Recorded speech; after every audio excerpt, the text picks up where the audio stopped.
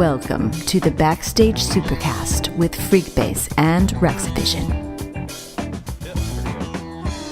Boy, howdy, everybody. We're here with the second edition of the Backstage Supercast with Freekbass. Say hi, Freekbass.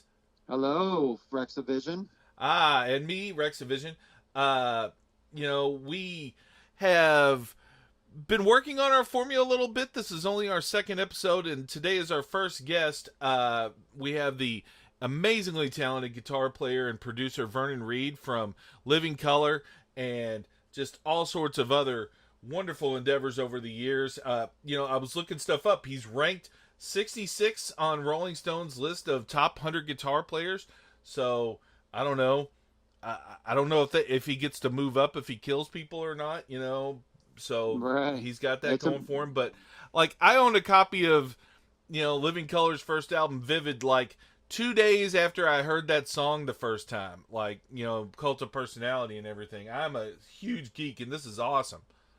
Oh yeah. Well, and the wonderful thing about Vernon too is he is bona fide superhero movie / comic book authority. Really, like if you read if you're on Vernon Reid's Twitter feed, which I highly recommend to anybody that's into superhero stuff at all, he regularly tweets very, very intense thoughts about the whole MCU and DCU and comics and how they all relate to societal things too as well. So he's a great follow there. And when we came up with the idea for the show, he was one of the first people that came to mind immediately. I was like, oh, we got to get Vernon on the show because he's all about it and he knows exactly what he's talking about.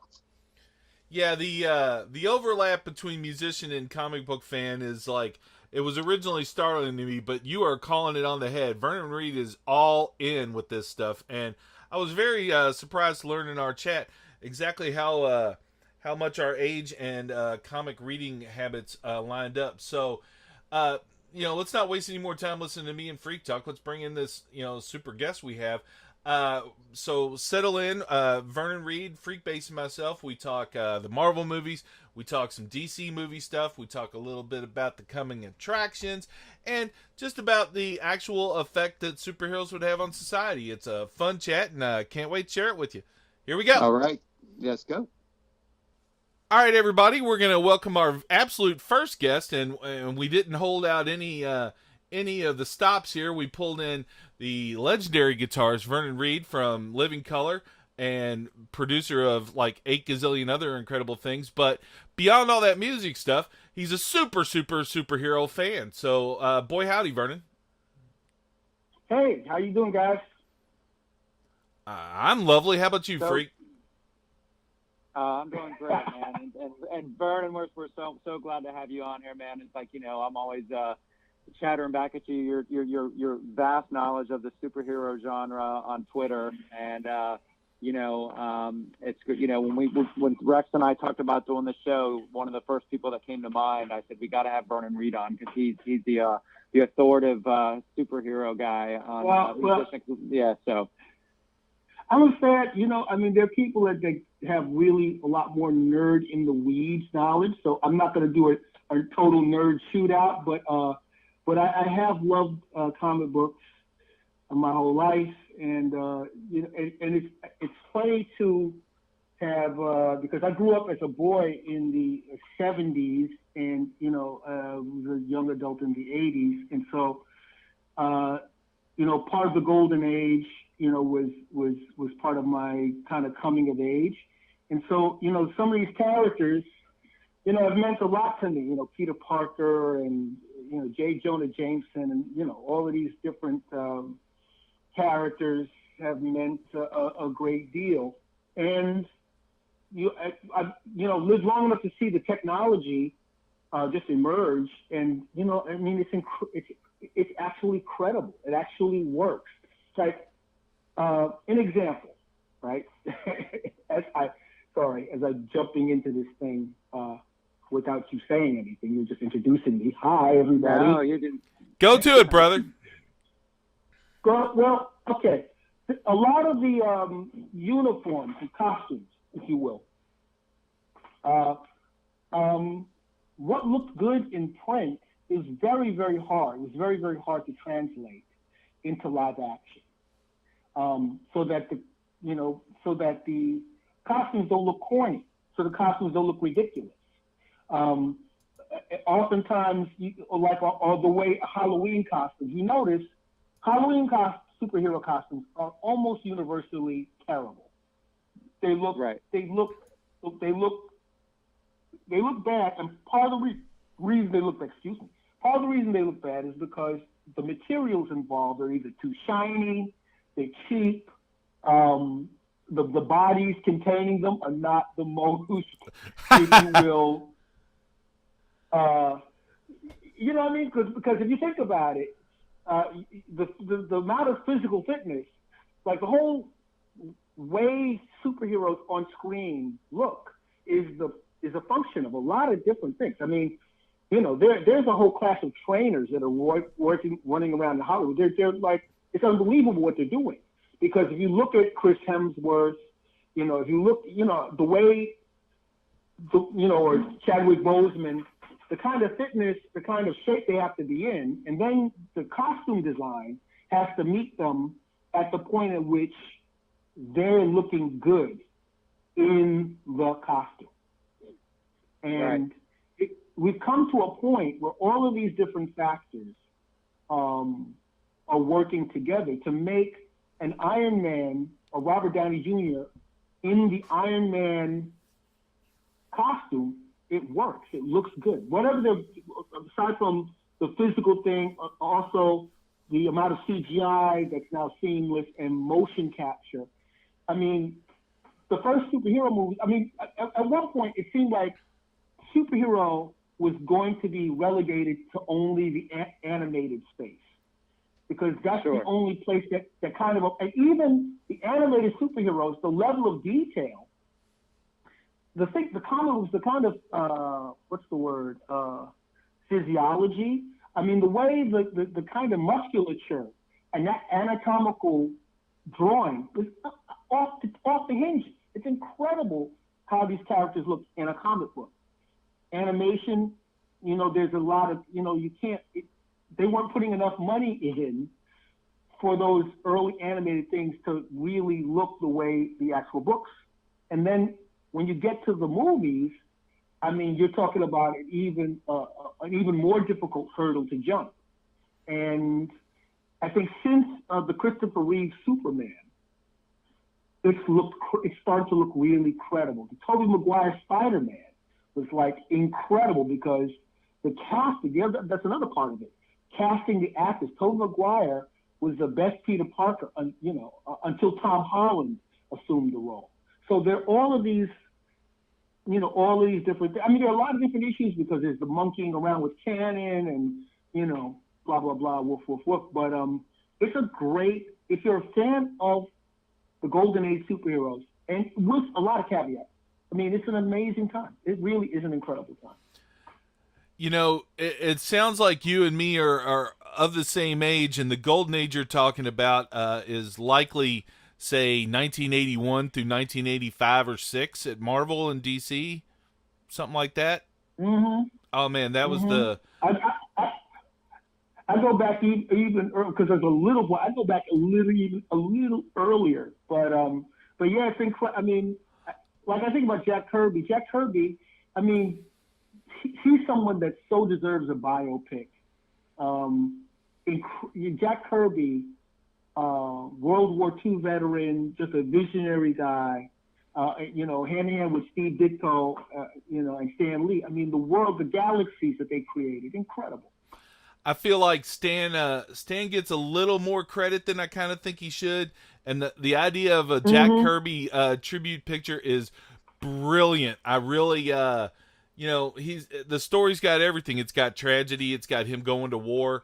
You know, it's got everything. Plus, he just invented a language of visual story. Well, he didn't invent, you know, visual storytelling, but he certainly perfected it. I mean, Thor, the Ragnarok movie, that's literally a Jack Kirby drawing with people running around inside it. You know, that's why, you know, I so love Ragnarok, because it's a love letter to Jack Kirby. I mean, it really is the first Marvel film to approach his vision. I mean, just the way the buildings were designed. I mean, it just was incredible. The Korg is actually a callback to the Thing. You know what I mean? And it's sort of like the blue Thing. And, it's brilliant. I mean, I was very moved.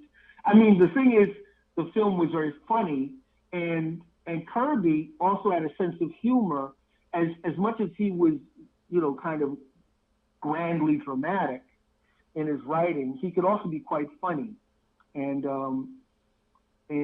Ragnarok is an interesting combination of the comedic and the apocalyptically serious.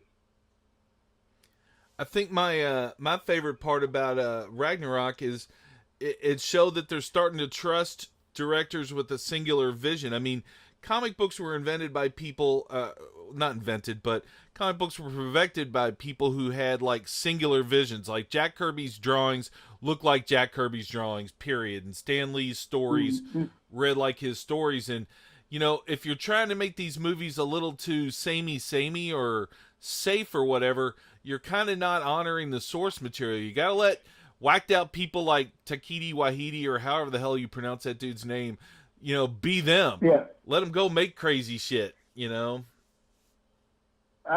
would agree. I think if you think about the great artists, the Jim Sterankos,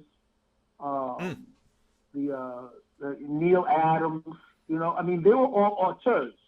The way that they did their, the way their characters looked, the layout. I mean, this was, they were like, all of the great comic book artists were, in a way, kind of film directors in print. Damn straight, and then there's people like you in Freekbass. This is what I love about the idea of this podcast is like, you're both like Freekbass and you both. You have such distinct musical voices, and, the creative Jones, it doesn't matter what medium you're using, whether you're a comic book artist or a bass player or a guitarist or a writer or whatever. You gotta bring yourself into it to make it worthwhile for us. Well, these arts, all these different arts, really should feed each other. Like the whole idea of being the dude that's just focused on the thing that they're doing. I mean, I get that, but we live in a society, and the society's got all these multiple layers and if you will, distractions and stories and things like that. And it's so funny because Peter Parker, the way he was written, he was a kind of he could be a jerk. I mean, he had to learn lessons. I mean, he was a kind of prickly. He could be very impetuous. And the thing is, he's a teenager, Right. And I think Tobey Maguire in the first film, the first and second film, that aspect of Peter Parker was really in evidence. Not so much with the Andrew Garfield, which is like a whole other. I love Andrew Garfield as an actor. And I'm sure that there are people who are fans of those the Amazing Spider-Man movies, but and that's the thing. Just like there were different titles, a character would have different titles assigned to them, if you will. But Tom Holland is fascinating, and I'm looking forward to see where Tom Holland is going to take the character, because he's a very appealing Peter Parker Spider-Man. He's a kind of a Gosh G. Willikers version of right, of the, for sure. You know what I mean? And there's a certain kind of innocence to him that's funny. And the other part of it is that in the MCU, Marvel Cinematic Universe, everybody that listens to the podcast already knows this. It's interesting that Tony Stark is a mentor to Peter Parker, because that's not the case in the comic, in the canon. But it's really interesting that now the Iron Spider costume is I suppose now going to be part of the character. It's very interesting. They yeah, I agree. Oh, go on, Freak. No, I was just to say I love that, you know, that they're almost making it the with the whole Tony with Robert Downey Jr. being the mentor character to him, and I almost wonder if they're going to, and the one that's coming out, you know, Far From Home with Magneto, with Jake Gyllenhaal, if he's going to use that Mysterio is going to use that kind of to his advantage, knowing that Peter's almost looking for that father figure, especially since Tony just passed and he's feeling vulnerable. I wonder if he's going to play on that. That's kind of the vibe I got, kind of reading in between the lines on the small amount of trailer that we had so far. Because you know Magneto, that's all a farce. He's messing with him the whole time. You know? Yeah, you got to call him Mysterio. Freak. Not Magneto. I'm sorry, Magneto. Yeah, Mysterio. Sorry, Mysterio. Mysterio. Yeah. Yeah. Well, you know it's interesting because Mysterio is actually a Doctor Strange villain. Nope. Amazing Spider-Man 13 was a Mysterio. Absolutely, my bad. Mysterio was a Spider-Man villain, but it's interesting that that's not how they're playing Mysterio in the trailer. Mysterio is a good guy, apparently. It seems like. Yeah, but Mysterio is always full of shit. That's going to be the big twist. Yeah, Mysterio is always full of shit, though. Everything he does and says is a lie. I'm sorry. My bad about that, because I'm thinking about Dormammu. Oh, yeah. And, you know, for the record, Mysterio, Spider-Man, and Doctor Strange, all of those were visually created by Steve Ditko, who, in my mind, is not quite as important as Jack Kirby, but right the hell up there for Marvel. You know, I would say, well, you know, I mean, I kind of, it's an apple and an orange to me. If you think about the emotional impact of the character, like Jack Kirby was the great visionary of Marvel, but Ditko, I mean, what Ditko did with Spider-Man, I mean, it's incalculable. I mean, I would say they are on par, even though, you know, Jack Kirby, I mean, my goodness, the amount of characters and the imagination that went into them, you know. Well, Kirby to me was... So go ahead. I'm sorry, Rex. My bad. I was just going to say, Kirby was always more of a draftsman. Ditko was always, to me, more of a pure artist. Like, his characters all were idiosyncratic. You know, like a lot of Kirby's background folks were, like, interchangeable. But, like, if Steve Ditko drew a crowd scene, he drew the hell out of that crowd scene. Like, everybody in the background was completely different and doing something, like shopping or something. It was amazing. Yeah. Absolutely. No, well, you know, I mean, go ahead. No, I was going to say, you know, not to sway from where we're going from, but like when you're talking about artistic visions and stuff like that in terms of the comic books relating to movies, with an artist, in my opinion, that has that same almost kind of ethos in the film, and he's obviously very, very controversial in the superhero community too, is Zack Snyder. And I'd like to hear what you think about that. Yeah. So Vernon. Yeah, no. So Zack Snyder. So Zack Snyder. Because those are definitely his. You know. Yeah. So the thing about Zack Snyder is he's kind of maddening because his impulses. He'll take a story up to a certain point, and it'll be very considered and really well wrought. And then it's like the third act happens, right? The third act, and it just that's where he loses. That's where it's like the Deus ex machina stuff happens. That's when that's when he does things completely out of character. I mean, like my biggest. In a weird way. Okay, so I was so on board with Man of Steel. I was so on board with it. Here we go. Because the thing is, Superman is an incredibly difficult character to wring drama out of. He's a good guy. You know what I mean? And he was kind of written as just a good guy that wants to do good things. He's weakened by kryptonite. He had Superman, for the longest time, had no interior life at all. You know what I mean? Except for, well, I like, you know, I'm sorry, I can't, you know, I miss Krypton, but I'm here on Earth, and I want to help people. And it's just, he's a very difficult character. And somehow, Henry Cavill, the idea of a moody guy, a lonely guy, his power isolates him. And you know, his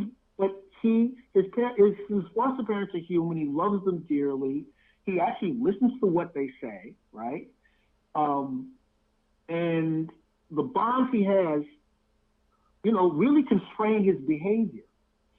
And this whole idea of someone who's deeply in control is completely thrown out the window.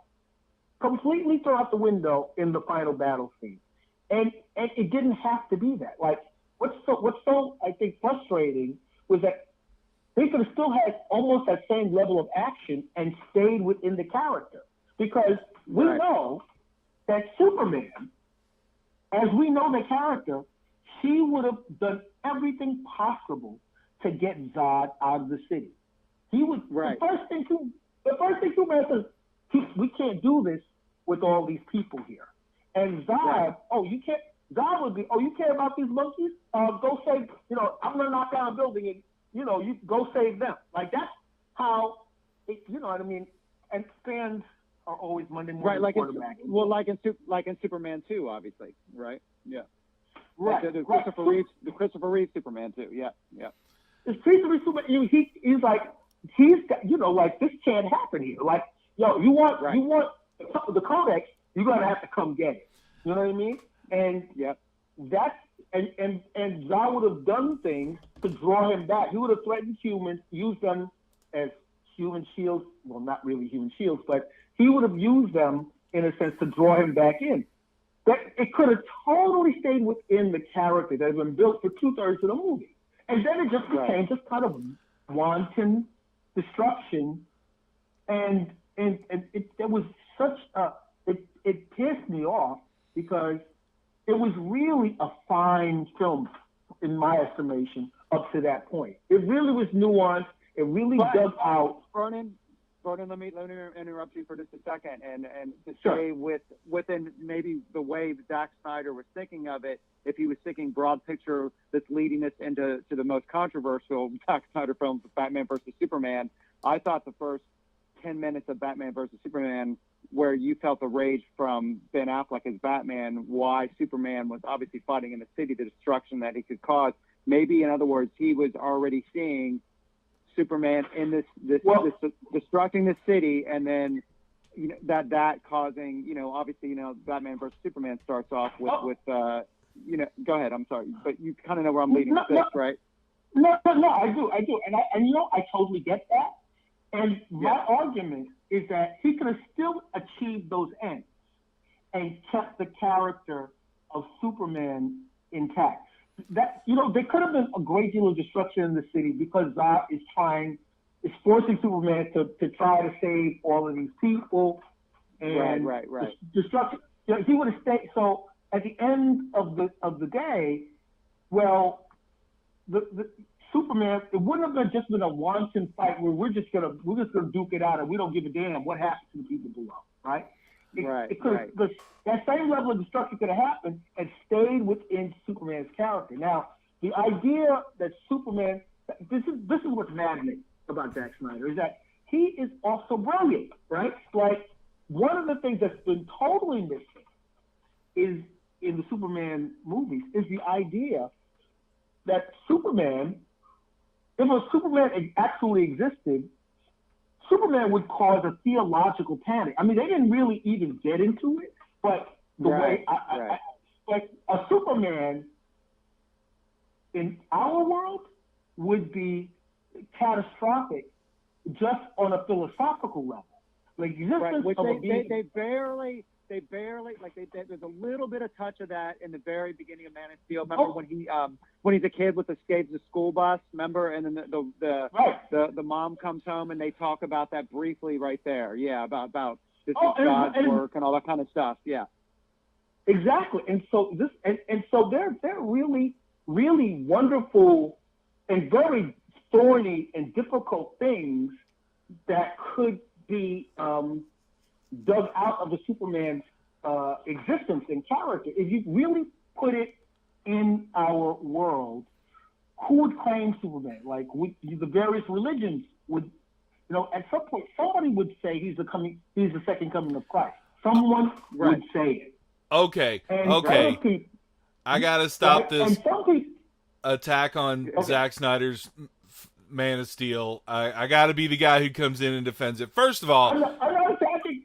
Okay. They do all kinds of Jesus stuff in that movie. I mean, he does a Jesus pose. They're talking about Jesus throughout the whole movie. Man of Steel is definitely Superman Jesus. I mean, he, like, after he busts everybody out of the orbiting Kryptonian ship, he does the Jesus pose. When he goes to talk to the priest about whether he should surrender himself, he's like floating or he's like right outside with the stained glass thing.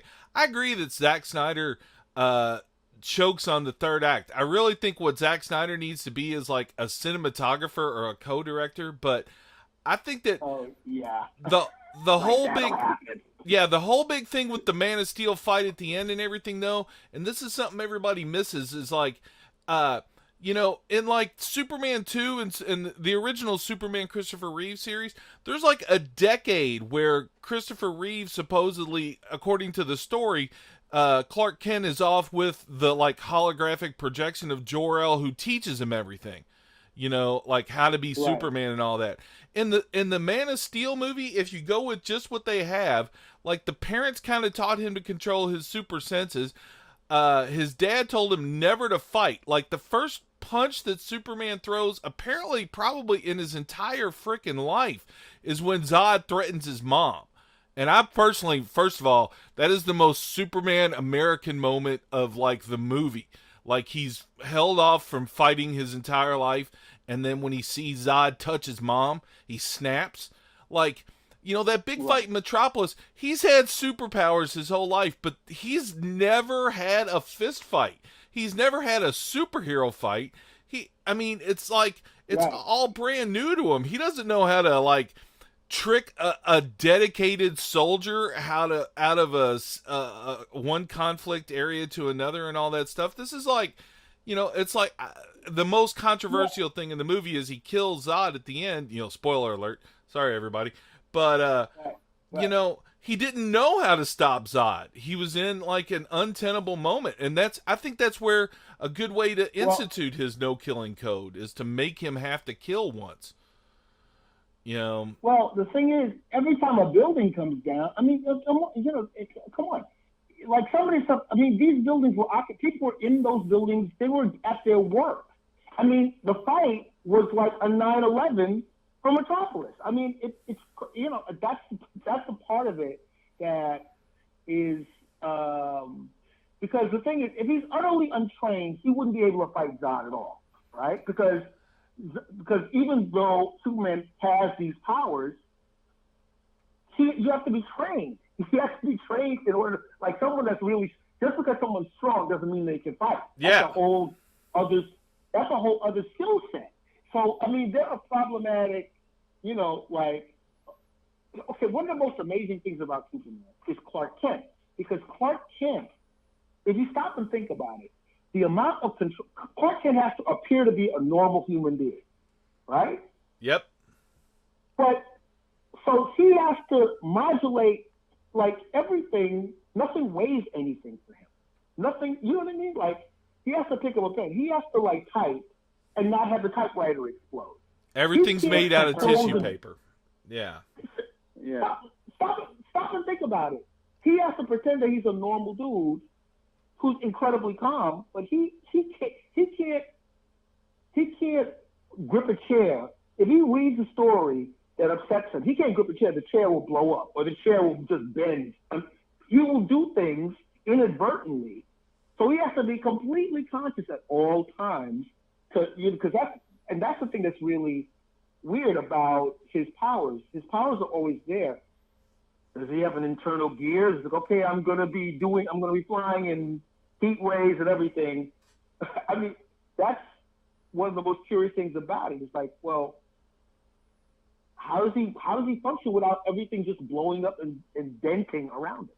There's a great right. Another genius. So real quick, Rex, another genius thing about going back to the Christopher Reeve era. When you said that, Vernon, I thought of that time when Lois hands him the Coke bottle and he can't get the lid off. You know how well, and it ends up exploding all over the place, and how well Christopher Reeve plays that. Like, I can't even get the twist off this again, to show just the genius of Christopher Reeve, between playing Clark Kent and Superman. But go ahead, Rex. Yeah. Oh, there's just there was a really, really wonderful Batman, Superman, Justice League cartoon series done by a guy named Bruce Timm, and in one of the, like, I think it's the absolute last episode of the Justice League thing, Superman fights Darkseid, and he makes a little speech about it. He's like, the whole world's made out of cardboard to him, and he has to 24/7, be super cautious, and he's overjoyed at the idea that he can finally pop Darkseid in the face as hard as he can and not worry about,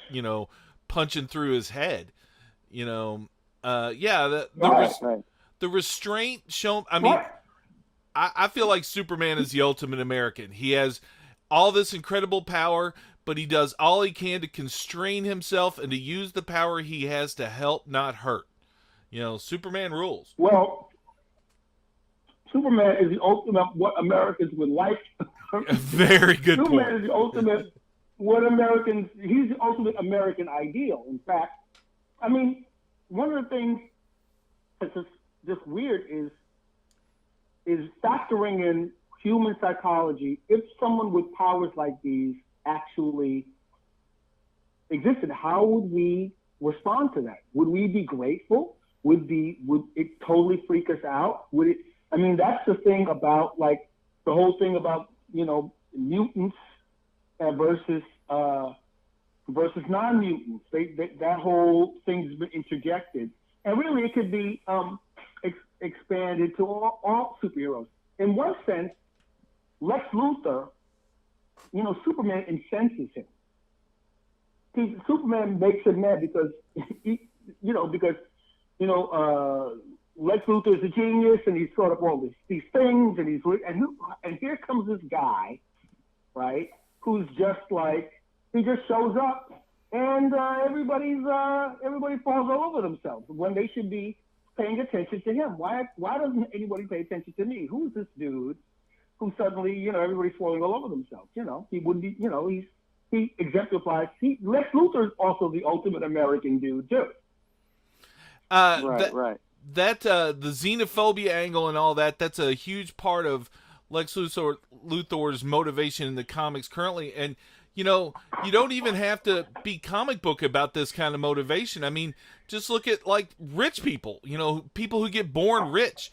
There's plenty of poor people out there who look at somebody who's born rich and go, well, how come that guy gets handed the golden frickin' ticket by being born, and I got a schlep for everything. It's a wonderful analogy, and it's very, you were saying Superman's hard to do, and I just think everybody gets too hung up on certain preconceptions. There's so much easily mined territory. It's like, Superman is like the ultimate trust fund kid in a weird sense, but he's out there trying to do good. But there's still people who don't like those kids who get born with the silver spoon or the red cape in their mouth or back. Well, there's a class dynamic across the superhero world, Marvel or DC. Or in the independents. I mean, some superheroes are very wealthy, and other superheroes are not. Spider-Man is not. Spider-Man is always broke. I mean, classically, Spider-Man is trying to make his end as a photographer, and that's how he does his thing. Whereas Tony Stark is rich because of his patents. Bruce Wayne had inherited wealth. Thor has monarchical wealth. His wealth is Asgardian gold. Different. I mean, and that's a part of the thing. Like, some superheroes have the largesse to be superheroes, and other superheroes, the Punisher is not rich. Matt Murdock is not rich, And I think Matt Murdock's doing all right, interesting- though. He is a lawyer. He's a lawyer. What is Matt Murdock? Matt Murdock is, Foggy does the bulk of the work. Right. Poor Foggy. I have to say, the Netflix, I was super, super bummed about the cancellation of the Netflix series. I thought that the casting and the way they handled Daredevil on Netflix was fantastic. I still have a little, maybe it's wishful thinking on my part, but of all the characters out of that universe, I still have that little wishful thinking they're going to pull him into the MCU because he's so good, and not just him. Who played Kingpin actor? D'Onofrio. Vincent D'Onofrio. Vincent D'Onofrio. He's got to be in an a Spider-Man film. He's got to be in there. He's just too good as Kingpin. And he'll translate onto the big screen too. I think he's not just a small screen guy. I don't think. I think his it would acting. Be great if Charlie. Oh, go on. Yeah, go ahead. Oh, I think his acting is worth it. Oh, damn it! You talk, sir. No. What were you saying about his acting? Oh, I think Vincent D'Onofrio's acting is good enough, but in a way, man, if we're going to be making these superhero movies, I honestly don't want to see unpowered antagonists. Like, if you can make Mysterio in a movie, or you could make Kingpin, please make Mysterio. I want the dude with the giant eyeball on his head and like smoke and flying and shit instead of a dude in a suit. Well, the thing about the superhero world is that the world of superheroes and villains is modulated.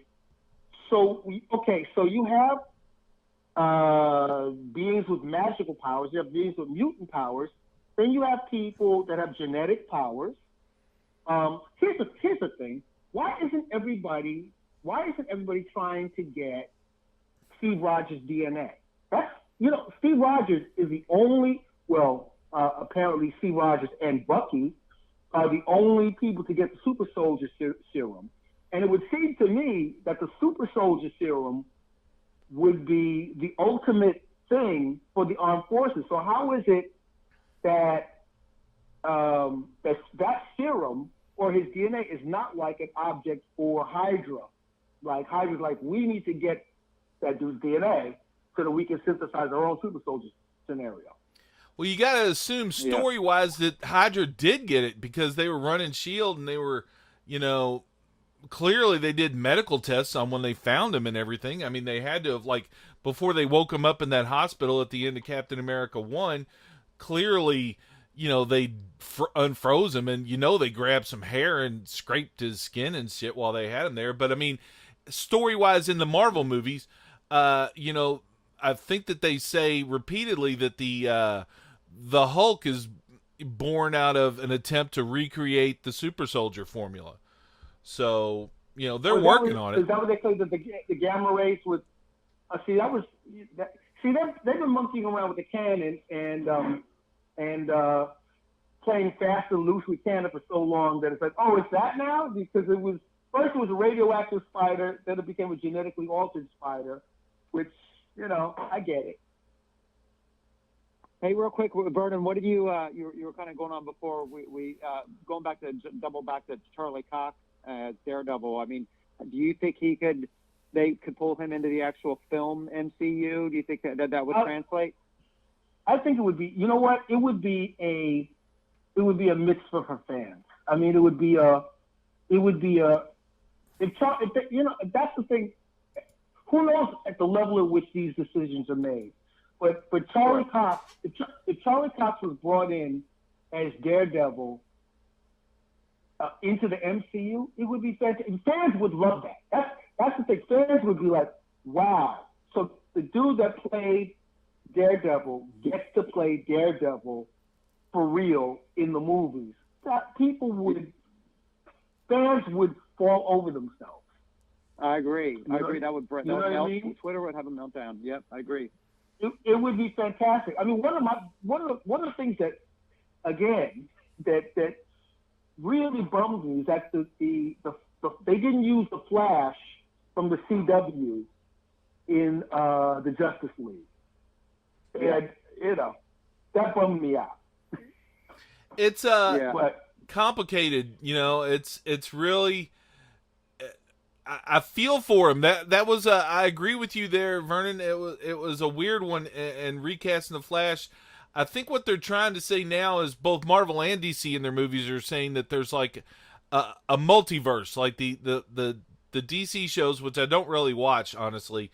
I believe that they've established that like Supergirl is in a slightly different universe than the Flash and the Green Arrow and stuff. Right. And right. I think in the new Spider-Man trailer, they've already said Mysterio is supposed to be from another one of the Marvel dimensions. And like, I believe that I've read that what they're saying is that like the Luke Cage and the Daredevil and those Netflix series, they're all in a slightly different Marvel universe as well.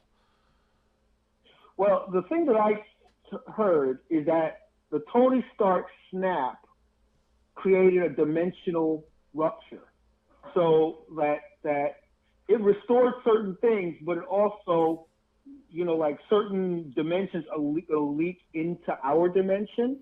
So right, that in other words, certain things are gonna that are not supposed to be here are going to start showing up because of the snap. And of course, if you think of it that way, that means the entire universe has been kind of shaken and stirred by that snap. Even as I was thinking, so Thanos snaps and half of everybody is gone, and it's 5 years later, and people are like, okay, it's a horrible thing, but then Tony Stark snaps again. Well, actually, the Hulk snaps. Actually, that's not true. The Hulk snaps, and that brings everybody back, right? And I'm thinking to myself, wow, how awkward is it when, husbands and wives that have been gone for 5 years come back and, like people have become inadvertent bigamists. You know what I mean? Sure, right. Yeah, it's going to be a fun time to be a lawyer in the Marvel universe. Oh yeah, and there's like a whole unexpected or unexplained or unthought of the consequences of warping reality and then warping it back. Given time, would be crazy. Just to strain our resources. Lots of people are going, and all of a sudden, all of those people are suddenly back. Gonna need a lot more food, No, I heard in we were talking about Spider-Man before. I heard in Far From Home, and they don't allude too much of this in the trailer, but I've heard that when like Peter Parker goes back to high school, a lot of the other kids that were in his same class are in college now.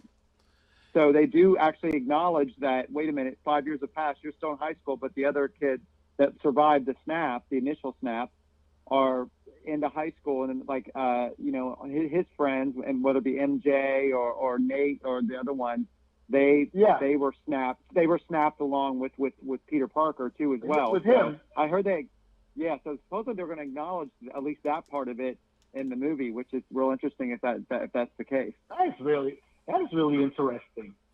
I hear that Oh, this entire movie is going to be the coda. I think that's the, it was touched on a little bit in the scene when, at the end of the Avengers, when like over the Tony Stark's doing his little goodbye monologue thing, they show Peter Parker show up at school and he's looking around and he looks kind of lost. I think what they're saying is he doesn't know anybody. And then he sees Ned, right, and he goes and he hugs Ned, and they both start like breaking down and crying, because they're just so happy that they at least still know somebody, Right. Yeah, exactly. Right.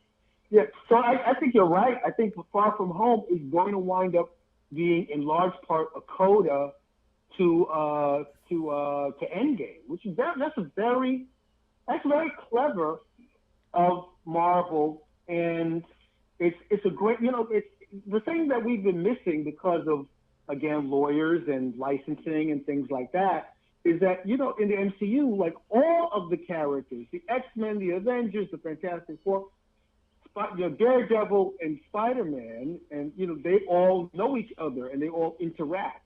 And because the various studios have had their things happen, that hasn't been allowed to actually happen, which is incredibly frustrating if you're a fan.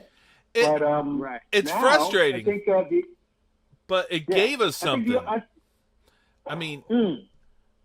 Well, I don't think we would have gotten Iron Man as a lead character if Marvel had the rights to Spider-Man and the X-Men back then. Marvel wanted to compete, and so they went with what they had, which was sort of the best of the rest. They didn't have the Fantastic Four or Spider-Man or the X-Men because they had to sell all those rights off when they were facing bankruptcy in the 90s.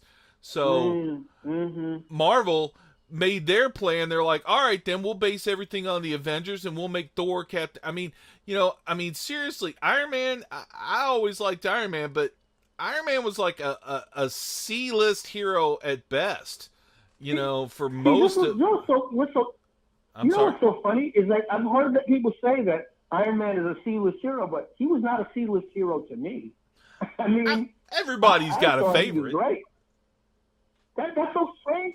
I get Spider-Man was the number one, and it's just there's the irony of Spider-Man, of Iron Man being the mentor to Spider-Man. If you think about the popularity in the books, but Iron Man, my biggest gripe is that they never figured out a way to bring in the Titanium Man. Hell yeah. Or they kind of faked it with what's his face in Iron Man 2 with Whiplash making him part Russian and everything. Russian, yeah. But I was like, when it was like Whiplash, I said, why? I was like, why are you doing Whiplash when the Titanium Man was his nemesis? Like, why? That weirded me out completely. But I'm sure they had that argument at a whole other level. So. Hey, real quick, because I know we probably don't have you for a whole lot more time, Vernon. Yeah, I actually do have to. I actually yeah. Do have to go, something real current, a couple little current, very current that are current in the news right now. What do you think about the supposed casting of Robert Pattison as our next Batman? Well, I've been on Twitter and a lot of people are vocally against it, and I have, regretfully. It's weird to me because when I see Robert Pattison, I see the Joker.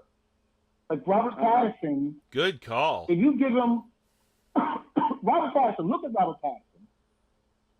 And Robert Pattison is obviously the Joker. He could use his own hair. Put some pancake. Robert Pattison. He looks like the Joker of the comic book. He's the closest. The kind of triangle-shaped head, high forehead, since Cesar Romero. So it's weird to me that he's going to be Batman. I just don't. He's again a wonderful actor, but I don't know. I don't know about the physicality. I don't know about is he even into superheroes that much? He doesn't seem like a dude that's even into it. He doesn't. Of course, the actor does what an actor's an actor, right? But it seems to me that. Interesting. I'm actually kind of, I think the tortured look of his. He's kind of got this tortured kind of thing to him, like kind of look about him. I think that was probably one of the reasons why he got chosen for the role. Obviously, the age, he's 32, I believe. So and I believe the reason they haven't actually officially announced it yet is probably because they're probably negotiating the term of time and how many movies he does. Because I have a feeling with his age, they're going to want him to be Batman for the next 10 to 15 years, which he could in that role. That's my guess, So, and I think that's probably what his agent, do I want to commit because, once he accepts that role, that's career defining forever. It's he's gonna be a household name like in a snap. It's just so strange because he seems like a dude he seems like a guy that would do indie films. He seems like a guy that would do independent films and really high. He seems like a guy that would do high-minded projects, independent films. Like he would do. I would watch him do Hamlet in a heartbeat. Right, sure. The thing I liked about the Ben Affleck, mainly Bruce Wayne, is that I got him as an aggressive businessman. Yeah. And kind of a conservative guy. He played him. He really played. Ben Affleck played him. He really played the Dark Knight, the comic book, like the Frank Miller Dark Knight character. That Ben Affleck really played the Dark Knight conservative Bruce Wayne dude. Like he was that guy in spades. I totally bought it. And the fact that he was seething about Superman, and it really stuck in his craw. Like, who's this guy? Where's he from? Blah blah blah. I totally got that, and it was totally believable. And whatever the flaws of Batman versus Superman, like his rage about Superman was, he sold it. Yeah. Pattinson. I just, you know what? I guess if he was a kind of a Christian Bale-esque, the writing would have to justify that guy being that guy. I don't see it from his roles. I don't see him. Again, I don't know that he's a comic book dude. I don't buy that he's a comic book dude. If he was a comic, if he's a comic book guy at all, he's like a Love and Rockets comic book guy. He's not. Sure. That dude is not a superhero comic book guy. You can't sell that to me. He doesn't. Right. He seems like a very literary kind of cat. He doesn't seem like. And I swear, if he starts giving interviews saying how much he loves Batman, I'll just go like, dude, I don't know. I don't know if I buy that. I don't know if I buy that. But But again, Heath Ledger utterly transformed Joker.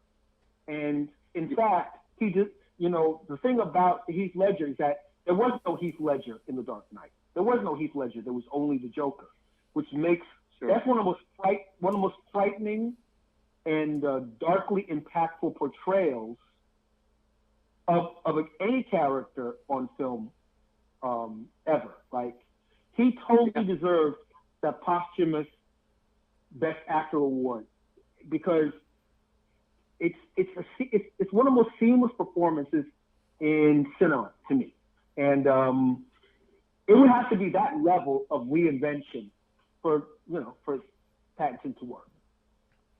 Sure. I mean, it could happen, but I want to be convinced. I want that first trailer to make me go, I'm in, all caps. Right.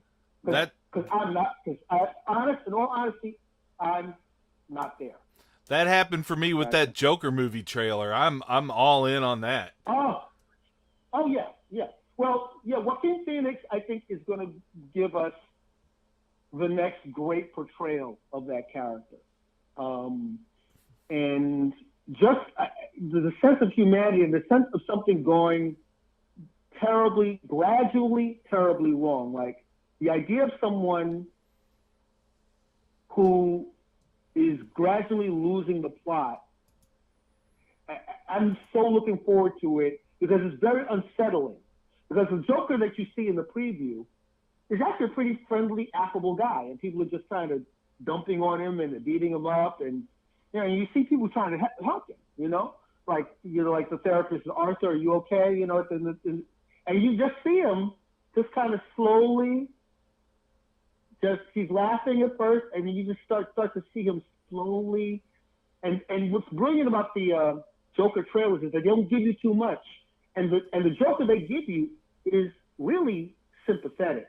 So that gives me the thought that it's going to be really a ride. Yeah, I can't wait for that. Mr. Reid, I know you've got some work left to do today, and we don't want to keep you too long. I do have one question I've kind of always wanted to ask you. I asked your bandmate Mr. Glover this question once, and he busted out laughing. The question I have is kind of weird. How many people have asked you if you can introduce them to like Jim Carrey or Damon Wayans over the years? Oh, introduce him to Jim Carrey? No, how many people have asked you if you could introduce them to Jim Carrey or Damon Wayans or whatever? Oh yeah. That was. He fell out when I asked him that. He's like every motherfucker in the world back then. You know. That was a drag. That was a funny. You know, no good deed goes unpunished. I'll just leave it there. Well, sir, go on, sir. You know what? It's been a fun to talk about the topic, and I wish you well with this podcast. And you know, again, a lot of people are complaining. You know, people are complaining about the superhero thing, blah blah blah blah. I get that. You know, superheroes and the comic books are a part of our mythology. You know, and it's not uniquely American, but certainly American comic books have had a huge influence. I mean, that's obvious from the opening weekends of these films, and we're actually seeing a time where they look amazing, and they're really great people are working on these films, and they're bringing these visions and dreams to life, which were kind of penny dreadfuls back in they're kind of American penny dreadfuls, and it's a fantastic time to be a comic book fan and to be a movie buff. So. Thank you for inviting me on this, and we'll do it again sometime. Thank you, sir. Thank you so much, Vernon. Really appreciate it. Yeah, man. I really dug it, and Monday. Get to, sir. Get to. All right. Thanks, everybody. Bye-bye. Bye-bye. Well, all right. That was an incredible chat. What'd you think, Freak? Oh man, I mean, Vernon's the real deal. You know, when I told you, I suggested him being one of our first guests. He actually was our first guest. I just knew he gets so deep into it. I knew that he knows, whether it be Marvel, and I know you guys would go down into the deep cuts with the comic book illustrators and writers, which is really, for me, it's really great to hear you two kind of chatting back and forth about that with like Jack Kirby and people like that. And I knew, bringing stuff up like Zack Snyder, what kind of rabbit hole we would crawl down with that too as well, which was awesome. So yeah, we could have talked another 3 hours, as you know. I agree. I have a strong feeling that this podcast is going to end up being twice a week before too long. I'm already feeling like there's 95 things I'd like to yet keep going on and saying. I agree, and that's a beautiful time that we're living in. It's like with the we were talking on our very first show about being in the golden age of superheroes and superhero movies, and there's just so much content almost on a daily basis anymore, and it's the more the merrier. So I'm more than happy to get on here anytime, any day, and it's same bat time, same bat channel, and rap about what's going on in the world of superheroes. Well, I'm sure we're going to have a plethora of awesome guests on the way. We're going to try and alternate it a little bit, folks, with just Freak and I covering a lot of the news of the day and like a topic we're going to choose, like some deep dives into other movie franchises and our thoughts and hopes and dreams and etc. But to hear all this, you're going to need to like and subscribe. There's a bunch of different ways you can hear the podcast. It's hosted on the Podbean app and site under the Rex A Vision podcast banner. We also are linked up on Spotify and iTunes, so you can like and subscribe to the podcast on all of those. We're also on the Rexivision YouTube channel, where you can just let it stream. I put it up there without any video or anything, but it's just another easy way to put it on. I like to put on podcasts that are on YouTube in the background, like the Joe Rogan one, all the time. So yes, and make sure you also follow us, obviously, at Twitter, which is Backstage Super. Or you can search Backstage Supercast, of course, but that's actually our handle, Backstage Super. Rex and I are both on Twitter on our own. I'm at Freekbass, FREEKBASS. Yours is Rexivision, correct? Is yeah, that right? everything I do is Rexivision. There you go. And then also Rex has our Facebook page going too, Backstage Supercast too as well. So all those places, follow us, and we'll post we post on there too some daily news events in between the podcasts as well. Yep. Well, folks, thanks for joining us. Obviously, Freekbass and I are enjoying this, and we hope you enjoyed it too. We're going to have a lot more cool guests on. But, of course, as Freekbass mentioned, we're going to have all these incredible musicians on, but I think the amount of music questions they're going to get is probably going to be zero. So right. It's a time issue, Superheroes take over your life. You can't help it. Yeah, we have one of the best guitarists in the world, according to Rolling Stone, on the podcast. And I don't think we said one thing about guitars other than mentioning he played one. Right, I think you're correct about that. Yep. Well, anyway, you folks have a lovely day, and we'll see you soon.